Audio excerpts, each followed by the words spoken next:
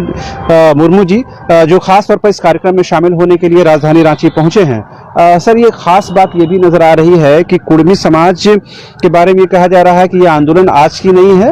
हालांकि ये जाहिर हमें ये लग रहा है कि आंदोलन अभी शुरू हुआ है, लेकिन इनका कहना है कि करीबन 6-7 दशकों से इस तरह के आंदोलन की रूपरेखा तैयार कर रहे थे और लंबे समय से हमारी डिमांड रही है कि हमें एसटी में शामिल किया जाए, क्योंकि हमारा अस्तित्व पहले एसटी में था, किन्हीं कारणों से उनको हटा दिया गया। आप क्या इससे एग्री करते हैं? देखिए, कुर्मी समाज का दावा है कि हम 1950 के आगे एसटी सूची में थे जी। तो हमारा उनको आग्रह है जी कि वे लोग मान्य हाईकोर्ट या सुप्रीम कोर्ट जाएं अपने तथ्यों, प्रमाण, डॉक्यूमेंट्स के साथ, तो फिर से पुनर्बहाल हो जाएंगे। तो रेल रोड चक्का जाम करने का या राजनीतिक स्टेटमेंट आदि देने का या बहुत तरह के जो बखेड़ा अभी शुरू हुआ है, ये जरूरत नहीं पड़ेगी। सर, लोकतांत्रिक तरीके से अपनी बातें पहुंचाने के लिए तो जमाने से रहा है, मना नहीं करते हैं जी। लेकिन यदि वो कहते हैं कि हम तो थे तो उसका प्रमाण देना होगा ना। और यदि उनके पास प्रमाण है तो इतना सारा बखेड़ा करने के बजाय वो सीधे हाईकोर्ट या सुप्रीम कोर्ट जा सकते हैं। ये बखेड़ा आप किसको संज्ञा दे रहे हैं? मतलब ये रेल रोका आंदोलन और ये आरोप प्रत्यारोप या ऐसा जारी रहेगा तो बाकी समाज में भी एक चिंता पैदा होगी। जैसे आपने कहा कि आदिवासी समाज के लोग विरोध शुरू करेंगे, तो मेरे हिसाब से भारत देश में कोई भी व्यक्ति या समाज एसटी, एससी, ओबीसी बनना चाहता है तो उसको मांगने का अधिकार है, बनने का भी अधिकार है। तो इस अधिकार को पुष्ट करने के लिए इस समय हाईकोर्ट या सुप्रीम कोर्ट जाना बेहतर रहेगा। ये पहली बात। दूसरी बात, हम ये कहना चाहेंगे, हम कुर्मी महतो या किसी जाति विशेष के खिलाफ नहीं है, बल्कि इस समय ये 3 राज्यों में जहां रेल रोड चक्का जाम शुरू हुआ, बंगाल, झारखंड और उड़ीसा, तीनों जगह जो ये सत्ताधारी दल हैं, जेएमएम, बीजेडी और टीएमसी, इन लोगों ने लिख के या बोल के पहले ही दिया हुआ है कि एसटी बनाया जाए कुर्मी समाज को।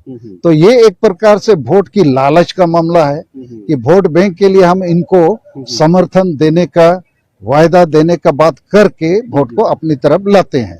ऐसा जब ये तीनों पार्टी करते हैं तो एक प्रकार से जो असली आदिवासी हैं, जैसे संथाल, मुंडा, उरांव हो, भूमिज खड़िया आदि, आप उसकी हत्या का प्रयास कर रहे हैं। यदि आदिवासियों की जगह सब लोग आदिवासी बनने लगेंगे तो उनका खाना, उनका एमएलए एमपी सीट, उनका शिक्षा, उनका रोजगार तो लूटेगा ना। यही डर का आधार यही है कि हमारे मतलब शंका तो इस बात की है ना कि हमारे हक और अधिकार छीने जाएंगे। बिल्कुल छीने जाएंगे। देखिए, इसमें बात ये है, हम इन तीनों पार्टियों को इस मामले के लिए दोषीदार मानते हैं और ये मामला बड़ा गंभीर है। यदि इसी प्रकार सब पॉलिटिकल पार्टी वोट के लाभ के लिए आदिवासियों के साथ अन्याय, अत्याचार, शोषण करेगा, ये शोषण है कि आप ये भोले भाले आदिवासियों का हिस्सा उनको देना चाहते हैं। क्यों? आपके वोट के फायदा के लिए, सत्ता के फायदा के लिए। अब वो आदिवासी है नहीं है, इसको तो जांच करने का विषय है, लेकिन बिना जांच पड़ताल के लिए ये जो जेएमएम, टीएमसी और बीजेडी तीनों पार्टियां, इनको लिख के दे दिया, घोषणा कर दिया और इस समय प्रत्यक्ष अप्रत्यक्ष इस रेल रोड चक्का जाम में साथ भी दिया है। तो मेरे हिसाब से आदिवासियों को भी मैं ये सलाह देना चाहूंगा, हमको इन 3 पार्टियों के खिलाफ आवाज उठाना चाहिए। इनसे कहना होगा आप अपनी स्टैंड को वापस कीजिए, और नहीं तो हम लोग आपके खिलाफ बड़ा जिहाद छेड़ेंगे।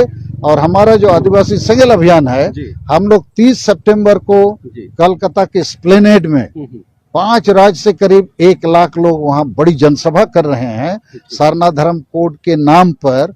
वहां भी घोषणा करने वाले हैं। ये जो कुर्मी महतो का बवाल शुरू हुआ है, इसके लिए कुर्मी महतो को दोष देना ठीक नहीं है। दोषीदार जेएमएम है, बीजेडी है और टीएमसी है।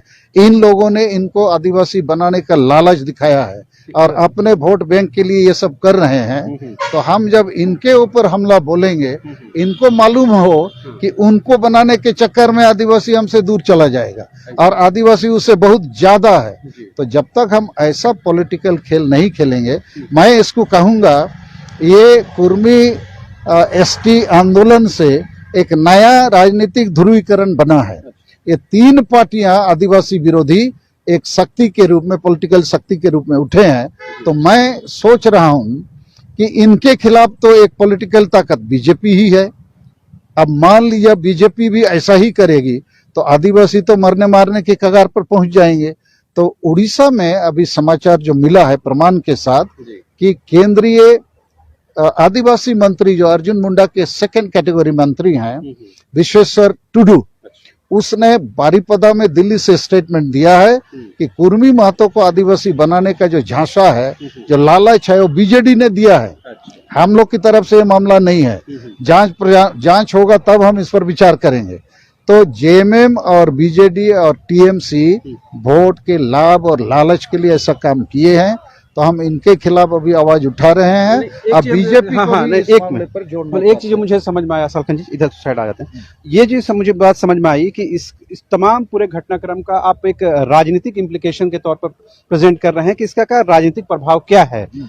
हम ये जानना चाह रहे हैं कि सामाजिक तौर पर, क्योंकि आप दोनों समाज के लोग साथ साथ रहते आए हैं, सामाजिक तौर पर क्या कुछ अंडरस्टैंडिंग बन सकती है ताकि ये जो सड़क पर इस तरह के विरोध प्रदर्शन ना देखने को मिले? नहीं, इसमें दोनों पक्ष को धैर्य के साथ और समन्वय के साथ अपनी बातों को रखना चाहिए। जैसे मैंने इस पर स्टैंड जो बताया, हम कुर्मी महतो के खिलाफ नहीं हैं। इस देश में कोई भी जाति समुदाय एसटी एससी ओबीसी बन सकता है, मांगने का उसको अधिकार है। तो हम उसके खिलाफ भिड़ जाएंगे तो नाहक अशांति फैलेगी, हिंसा होगी। तो मैंने इसको जो प्राप्त किया है समझदारी कि जेएमएम, बीजेडी और टीएमसी जैसी पार्टियां केवल वोट के लोभ लालच से इनको फुसला के बहला के ऐसा नहीं करते, तो वो अपनी जगह ठीक है। लेकिन यहाँ तो राजनीति हो रही है ना, तो इसके चलते अभी असली आदिवासी जो है उसके सामने वाकई बड़ा खतरा सामने आ गया। ये सारे लोग एसटी बन जाएंगे, ये केवल कुर्मी की बात नहीं है। तेली, बनिया, कुम्हार, गौड़, गोप, ताती, लोहरा सब बोलना चाहते हैं, हम भी बने, क्यों नहीं बनेंगे? तो सभी लोग एसटी बनेंगे तो असली आदिवासी का क्या होगा? तो हमारा कहना है भारत सरकार को भी, बड़ी राजनीतिक दलों को भी, क्षेत्रीय सत्ताधारी राजनीतिक दलों को भी गंभीरता से इस पर सोचना चाहिए। आपके इस क्रियाकलाप से असली आदिवासी का कत्ल नहीं होना चाहिए। तो इसलिए आपने जो कहा कि सामाजिक रूप से वो तनाव पैदा ना हो, तो हम सामाजिक तनाव पैदा नहीं करना चाहते। ये राजनीतिक तनाव का मामला है। यहाँ कुछ पार्टी अपने वोट बैंक के लाभ के लिए, सत्ता के फायदा के लिए आदिवासियों के खिलाफ एक बड़ा षड्यंत्र रच रहे हैं। उसका मुकाबला बताना चाह रहे हैं कि अगर जैसे झारखंड में जेएमएम अगर साथ नहीं करती है, इस तरह का षड्यंत्र रचती है, तो जो आदिवासी समाज है फिर वो बीजेपी की तरफ देखेगा। देखना चाहिए, क्योंकि जेएमएम और मैंने जो अभी बात कही कि जेएमएम हो या बीजेडी हो या टीएमसी, ये लोग वोट के लाभ के लिए, राजनीतिक लाभ के लिए काम कर रहे हैं। कुर्मी आगे बढ़ो, हम तुमको साथ देंगे, एसटी बनाएंगे। तो आखिर ये हम आदिवासियों के खिलाफ है ना ये मुहिम। तो हम आदिवासी कहाँ जाएंगे? इन पॉलिटिकल पार्टीज और वो सत्ताधारी दल है, उनके खिलाफ हम कैसे लड़ेंगे? तब हमको भी किसी ना किसी पॉलिटिकल पावर का साथ लेना पड़ेगा। तो मेरी कोशिश ये है कि नरेंद्र मोदी साहब जो माननीय प्रधानमंत्री है, उनके तक हमको मैसेज देना पड़ेगा कि देश और दुनिया में आपका डंका बज रहा है, लेकिन झारखंड में आपका डंका फुस हो जाता है। यहाँ आपके जो नेता हैं, चाहे वो बाबूलाल मरांडी हो, अर्जुन मुंडा हो, कड़िया मुंडा हो, जोएल उरांव हो और बहुत सारे हैं, ये पिता पुत्र का मुकाबला नहीं कर सकते हैं। तो इसलिए आपको मुद्दों पर आधारित, जैसे आदिवासियों के जो सेंसिटिव मुद्दे हैं, चाहे डोमिसाइल का मुद्दा हो, आरक्षण का हो, नियोजन का हो, सीएनटी एसपीटी का हो, उसका सरना धर्म का हो, उसका संताली भाषा को राजभाषा बनाने का हो, रोजगार का हो, इन मुद्दों को सामने रखकर झारखंड में बीजेपी को एक नए सिरे से उसको पुनर्जीवन देना होगा जो आज नहीं है। और इस स्थिति में मुझे जो दिखाई देती है कि जेएमएम और हेमंत सोरेन ये प्राइमा फेसी करप्शन के तमाम मामलों पर वो दलदल में खड़ा है। ठीक है, जरा मुद्दे पर एक बार फिर से आते हैं। आप क्या व्यक्तिगत तौर पर ये मानते हैं कि कुर्मी हो या कुर्मी हो, एसटी में जाने के हकदार हैं? कंटेंट वाइज क्या उनके पास इस तरह की जो योग्यता है? आपका क्या व्यक्तिगत इस पर मंतव्य? नहीं, देखिए, इस पर मैं कोई वर्डिक्ट नहीं देना चाहता हूं। ये जांच का विषय है। मेरे पास बहुत सारे डॉक्यूमेंट भी हैं, मैं कभी जरूरत पड़ेगी उस पर तर्क रखूंगा। लेकिन अभी हम इतना ही कहना चाहते हैं, देश में किसी को भी एसटी एससी ओबीसी बनने का अधिकार है, मांगने का अधिकार है। सरकार और राजनीतिक दलों को विचार करके, उसके लिए ट्राइबल रिसर्च इंस्टीट्यूट्स है और कई तरह के एंथ्रोपोलॉजिकल सोशल स्टडीज हैं, मेथड्स हैं, उस पर जांच करना चाहिए और ये भी देखना चाहिए जो असली आदिवासी हैं उनका हित अहित भी देखना होगा।